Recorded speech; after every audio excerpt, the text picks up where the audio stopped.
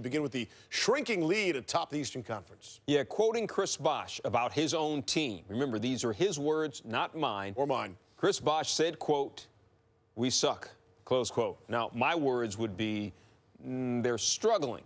The facts that support both: Miami has lost 7 of its last 11 games. Heat trying to right the ship against the Trailblazers in South Beach. Former Blazer 2007 first overall draft pick Greg Oden making his 5th start of the season. This is against his old team. You saw D-Wade sitting it out. Nice suit, D-Wade. Oden's last game with Portland was in 2009, but he got the Heat started off on a good foot. Greg Oden baseline with a two-handed jam. Whoa, jam, jam. Teddy's jam for you. LeBron James flying high in the second quarter. Watch this. LeBron catches the alley-oop and just freaks it reverse down. He was 13 of 23 shooting. A few plays later, LeBron's going to finish the alley-oop in transition, this time with one hand. And keep an eye on Eric Spoelstra. You know, Steve, how players always like push each other after a big play and hit each other? Watch Coach Spo. What coach does that? Get on out of here, LeBron. Take another look. That just looks ridiculously easy. Heat up forward recess. Fourth quarter, heat up 8. LeBron, he's 6'8", 240, runs a 4.4 40-yard dash. I mean, what are you going to do?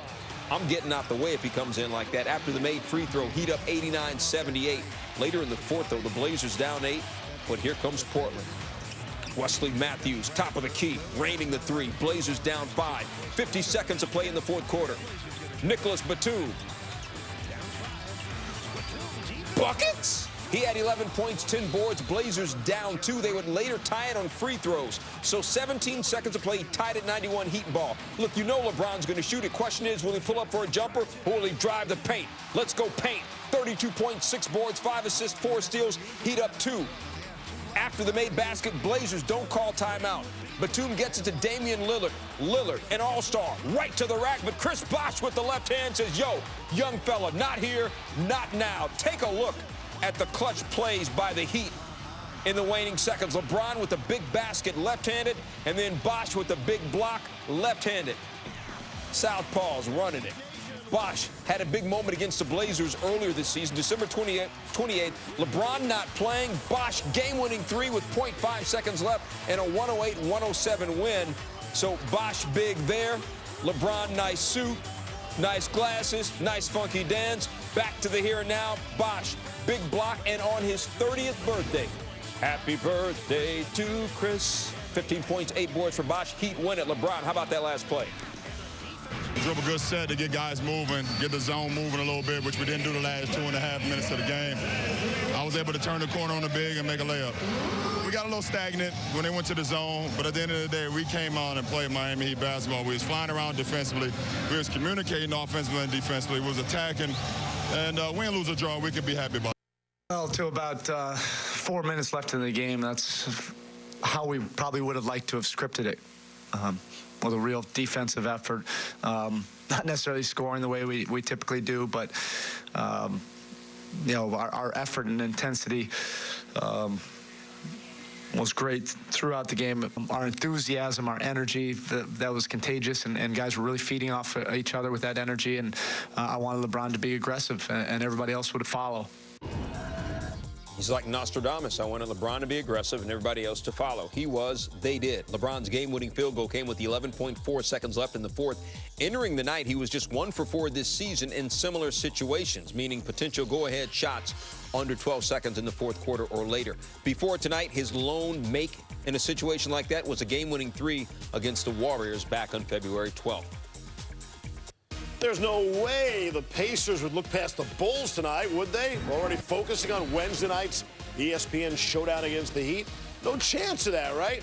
All right, the Pacers lead the NBA in opponent points per game and opponent field goal percentage. You know who's second? Your Chicago Bulls.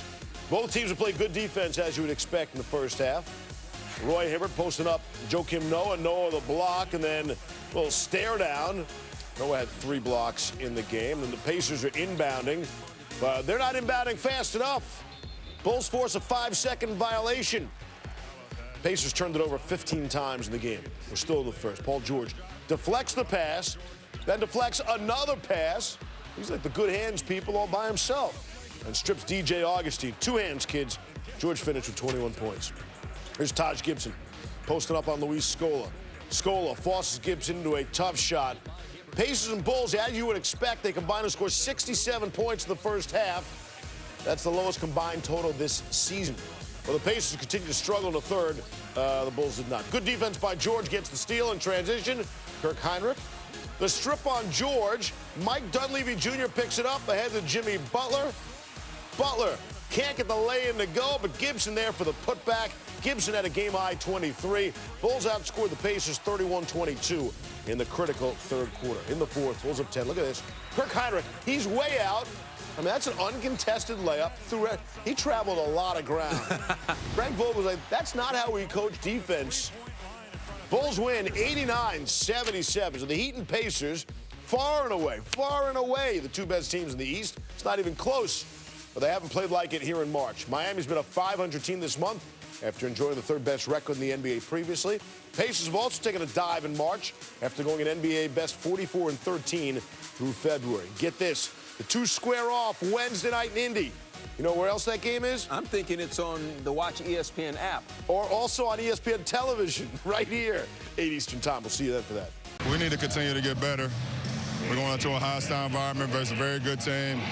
And it doesn't define our season, but the way we've been playing as of late, it could help. So, you know, we're going to prepare tomorrow. We're going to prepare on Wednesday and get ready for battle.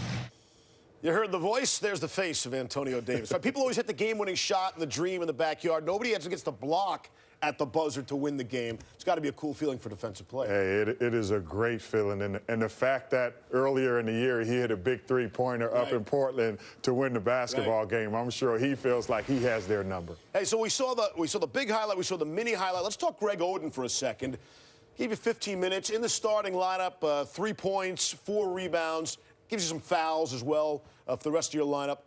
You think he can be a major factor down the stretch for them? Well, I think he can. That's the reason he got them. When you look at a team like the Pacers, who have two big guys down there that are constantly pounding the boards, that are protecting the paint, that are setting screens, you have to have a guy like this to combat that.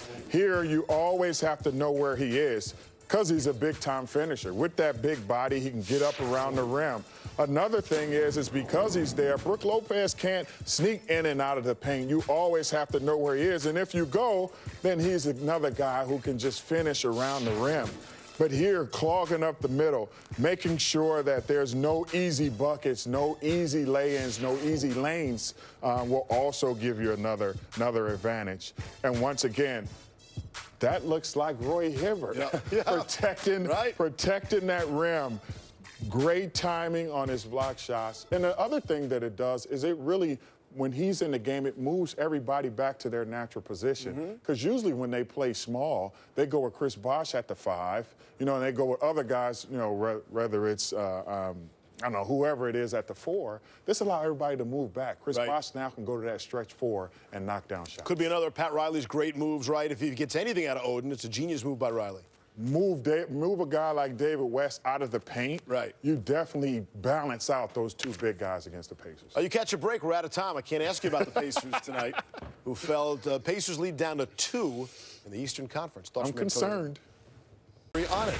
Trailblazers Heat, number 8, Portland down 2. Time winding down. Damian Lillard drives, but Chris Bosh put on some old Motown, got some red Kool-Aid, invited Nook and them and Pookie and them and Big Mom and them over and had a block party. More from this game later, and Nookie and them going to show up too. How you spell Nookie? Whatever. Canadians winning a shootout. More from Trailblazers and Heat, Norris Cole, the alley, LeBron James freaks the oop. That's nice. I don't know, just like the one earlier, the college one, that just seemed better to me. I know, better than LeBron? Yes, better than LeBron.